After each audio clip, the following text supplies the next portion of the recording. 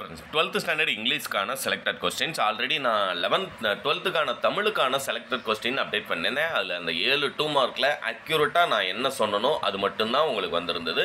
அதே மாதிரியே அதே இயரில் நடந்த செலக்டட் கொஸ்டின் தான். புரியுங்களா? இதில் இருக்கக்கூடிய பேராகிராஃப் அண்ட் 2 மார்க் கொஸ்டின் உங்களுக்கு 10% யூஸ்ஃபுல்லாக இருக்கும். இல்லை கிராமர் பார்ட்டு எனக்கு யூஸ்ஃபுல்லாக இருக்குமா சார், ஒன் வேர்டு யூஸ்ஃபுல்லாக இருக்குமா? ஒன் வேர்டு நீங்கள் புக் பேக் மட்டும் படித்தா 100% போதாது. ஒன் வேர்டு எல்லாத்தையுமே நல்லா புரிஞ்சு தரவு பண்ணுங்கள். முதல் 6 சினானிம்ஸ் வேணால் நம்ம புக் பேக்கில் இருக்கக்கூடியது வருமா அப்படிங்கிறத நம்ம எதிர்பார்க்கலாம். இந்த கொஸ்டின் நம்பர் 7ல் எக்ஸாம்பிளுக்கு வைன் அப்படிங்கிறதுக்கு காம்பவுண்ட் வேர்ட்ஸ் கேட்டிருக்காங்க. அந்த வைன் அப்படிங்கிறதுக்கு வைன் ப்ரூஃப் அப்படிங்கிறது நமக்கு தெரிஞ்சது அப்படின்னம்னா தான் கரெக்டாக ஆன்சர் பண்ணியிருக்க முடியும். அதுமாதிரி இந்த டிசபிள்டு அப்படிங்கிறது இப்போ கிஃப்டட் அப்படின்னு சொல்லி பொலைட் ஃபார்மில் நமக்கு எக்ஸ்பிரஷன் கொடுக்குறாங்க அப்படின்னம்னா அது தெரிஞ்சிருந்ததாக தான் நம்மளால் ஆன்சர் பண்ண முடியும். அதனால் ஒன் வேர்டை பொறுத்த வரைக்கும் கரெக்டாக எத்தனை நம்பர் கொஸ்டினுக்கு என்ன கேட்குறாங்க அப்படிங்கிறது வரைக்கும் கரெக்டாக ப்ராக்டிஸ் பண்ணுங்கள். அது எப்படி எழுதணும் அப்படிங்கிறத தெரிஞ்சு ப்ராக்டிஸ் பண்ணுங்கள். புரியுங்களா? அப்போ அந்த 20 ஒன் வேர்டு உங்களால் கரெக்டாக ஆன்சர் பண்ண முடியும். இந்த செலக்டட் கொஸ்டின்ஸ் எதுக்காக அப்படின்னம்னா இதில் இருக்கக்கூடிய பேராகிராஃப் அண்ட் 2 மார்க் கொஸ்டினே உங்களுக்கு 100% போதுமானது. கிராமர் கொஸ்டின் நம்பர் 21லேருந்து உங்களுக்கு 2 மார்க் கொஸ்டின் கேட்குறாங்க. புரியுங்களா? இல்லை எனக்கு இது குறிப்பிட்டு நான் எல்லா சாப்டரில் இருக்கிறதையும் படிக்கலை, இம்பார்ட்டன்ட் மட்டும் தான் படிச்சிருக்கேன், இம்பார்ட்டன்ட் மட்டும் போதும். இல்லை எனக்கு இம்பார்ட்டன்ட் மட்டும் போதுமாங்கிற ஒரு டவுட்ஸ் இருக்குது, நான் என்ன படிக்கிறது, எனக்கு டைம் ரொம்ப கம்மியாக இருக்குது. ஃபஸ்ட்டு 4 சாப்டரில் இருக்கக்கூடிய 2 மார்க் எல்லாத்தையும் தரவு பண்ணுங்கள். கண்டிப்பாக அட்டன் பண்ண வேண்டிய அந்த 4 2 மார்க் உங்களால் 10% அட்டன் பண்ண முடியும். அடுத்து செக்ஷன் 2ல் கேட்கக்கூடிய கிராமர் பாட்டு எல்லாமே 2019 என்கிட்ட பிடிஎஃப் அந்த பே பண்ணி வாங்கினீங்களே 150 பே பண்ணி வாங்கினவங்களுக்கு 2019லேருந்து 24 வரைக்கும் கேட்ட கிராமர் பார்ட் வித் ஆன்சரோட. அது போக அந்த லாஸ்ட் பேஜில் இந்த கிராமர் பார்ட் எப்படி எழுதணும் அப்படிங்கிறது உங்களுக்கு எக்ஸ்ப்ளனேஷன் கொடுத்துருக்கேன். அதை ப்ராக்டிஸ் பண்ணிக்கோங்க.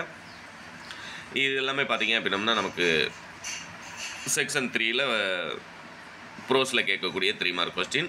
அடுத்து நம்ம அந்த 7 5 மார்க் போயிடலாம். ஏன்னா 7 5 மார்க் தான் நமக்கு இம்பார்ட்டன்ட். முன்னால் இருக்கிற 3 மார்க் 4 மார்க் இதெல்லாம் பார்த்தீங்கன்னா இதுதான் கேட்பாங்கன்னு அக்யூரேட்டாக கொடுக்க முடியாது. இதெல்லாம் ப்ராக்டிஸ் தான். புரியுங்களா? இதெல்லாம் ப்ராக்டிஸ் தான். அந்த இடத்துல ப்ரெசன்ஸ் ஆஃப் மைண்ட் நீங்கள் எப்படி எழுதுறீங்களோ அதுக்கேற்ற மாதிரி உங்களுக்கு மார்க்ஸ் கிடைக்கும். அடுத்து அந்த 5 மார்க் போயிடலாம். அதுதான் நமக்கு மோஸ்ட் இம்பார்ட்டன்ட். ஏன்னா பேராகிராஃபில் இதில் இருக்கக்கூடிய பேராகிராஃப் மட்டுமே போதுமா அப்படின்னு அடுத்த உங்களுடைய கேள்வி வரும். இதில் பார்த்தீங்கன்னா இதில் நமக்கு இல்லாத பேராகிராஃப்லாம் இருக்குது. ஏன்னா ப்ரீவியஸ் இயர் கொஸ்டின் நான் சொல்லிட்டேன் இல்லையா, 2017. புரியுங்களா? இதெல்லாம் நம்ம இப்போ பார்க்கணுன்னு அவசியம் இல்லை. நான் சொல்கிற பேராகிராஃபை மட்டுமே நீங்கள் பார்த்தா போதும். புரியுங்களா?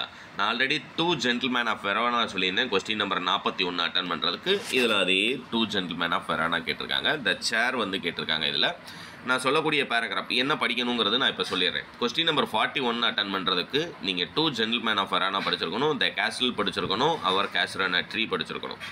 புரியுங்களா? இது 3 படிச்சிருந்தீங்க அப்படின்னம்னா உங்களால்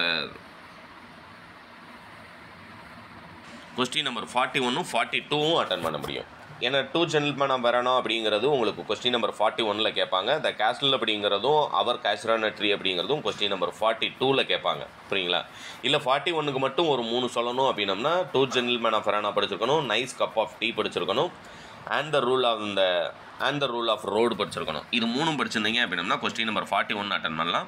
கொஸ்டின் நம்பர் 42 அட்டன் பண்ணுறதுக்கு the castle our caster tree இது 2 அடுத்து போக யுலிசிஸ் படிச்சிருந்தீங்க அப்படின்னம்னா நீங்கள் கொஸ்டின் நம்பர் 42 அட்டன் பண்ணலாம்.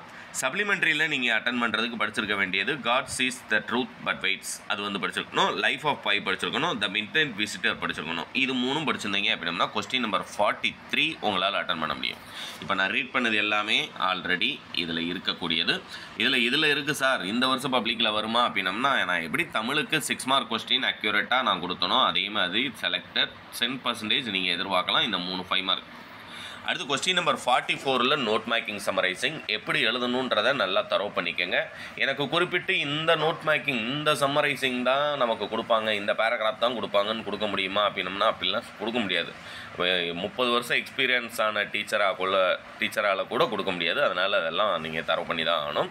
இல்லை அதுக்கு ஆப்போசிட்டில் நான் ஜென்ரல் பேராகிராஃப் எழுதணும்னு நினைக்கிறேன் அப்படின்னம்னா அந்த ஜென்ரல் பேராகிராஃபுக்கு நான் கொடுத்த மெட்டீரியலில் கொடுத்துருக்கேன். மை ஆம்பிஷன் ஆஃப் லைஃப் அது ஒன்று படிச்சுக்கோங்க, இம்பார்ட்டன்ஸ் ஆஃப் எஜுகேஷன் அது படிச்சுக்கோங்க, மெரிட்ஸ் அண்ட் டிமெரிட்ஸ் டெலிவிஷன் அது படிச்சுக்கோங்க. புரியுங்களா? இது 3 படிச்சிருந்தீங்க அப்படின்னா ஜென்ரல் பேராகிராஃப் உங்களால் அட்டன் பண்ண முடியும். அடுத்து கொஸ்டின் நம்பர் 45 லெட்டர் ரைட்டிங் இதில் இருக்கக்கூடியதை நல்லா தரவு பண்ணிக்கோங்க. அடுத்து கொஸ்டின் நம்பர் 46 பார்த்தீங்க அப்படின்னா ஸ்பாட் எரர் கேட்குறாங்க. நான் கொடுத்த மெட்டீரியலில் புக்கில் இருக்கக்கூடிய ஸ்பாட் எரர் எல்லாமே கொடுத்துருக்கேன் வித் ஆன்சரோட. அதை எல்லாத்தையுமே நல்லா ப்ராக்டிஸ் பண்ணிக்கோங்க. 47 பொறுத்த வரைக்கும் உங்களுக்கு செகண்ட்ஸ் டெவலப்மெண்ட் ரொம்ப சிம்பிளாக நீங்கள் அட்டன் பண்ணிடலாம். இல்லைன்னா அதுக்கு ஆப்போசிட்டில் எப்பயுமே பி பார்ட் சூஸ் பண்ணுங்கள். பேராகிராஃப் கொடுக்குறாங்க, 5 கேள்வி கேட்குறாங்க. ரொம்ப சிம்பிளாக நல்லா கேர்ஃபுல்லாக ரீட் பண்ணி கரெக்டாக ஆன்சர் பண்ணுங்கள். இந்த பிடிஎஃப் டவுன்லோட் லிங்க் டிஸ்கிரிப்ஷனில் கொடுக்குறேன். டவுன்லோட் பண்ணி உங்களுடைய ஃப்ரெண்ட்ஸ்க்கும் ஷேர் பண்ணிடுங்க. தேங்க்யூ.